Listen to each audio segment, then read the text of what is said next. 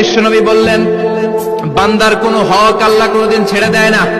আল্লাহর হক আল্লাহ মাফ করে, বান্দার হকের মাফ নাই। যদিও আমি নবী, আমার উপর যদি কোনো হক থাকে বলো, আমি দিয়ে দেব।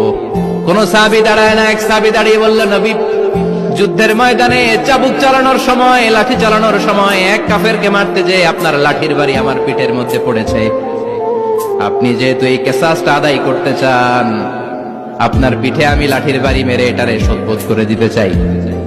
সাইয়েদনা ওমরে ফারুক হাতের জামা এরকম করতে শুরু করছে, আয় এদিকে আয়, তোরে শোধবোধ করাই। বিশ্বনবী বললেন, ওমর রাখো, এটা বান্দার হক, মিটাতে দাও। বিশ্বনবী বললেন, আসো, তুমি এসে আমার পিঠে লাঠি দিয়ে চাবুক দিয়ে বাড়ি মারো।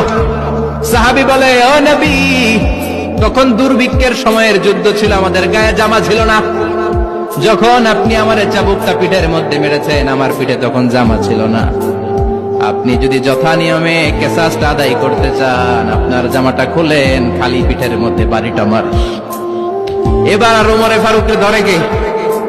এদিকে আয়, তোরে দেখাইতেছে। বিশ্বনবী বললেন, ওমর থামো, মারতে দাও। বিশ্বনবী উনার জুব্বাটা উপরের দিকে উঠালেন, পিঠের মধ্যে বাড়ি দেওয়ার জন্য ওই সাহাবীকে ডাকলেন। ওই সাহাবী বিশ্বনবীকে পিছন দিক থেকে জড়িয়ে ধরে ওই মোহরে নবুয়তের মধ্যে চুমু দিয়ে ফেলেছে।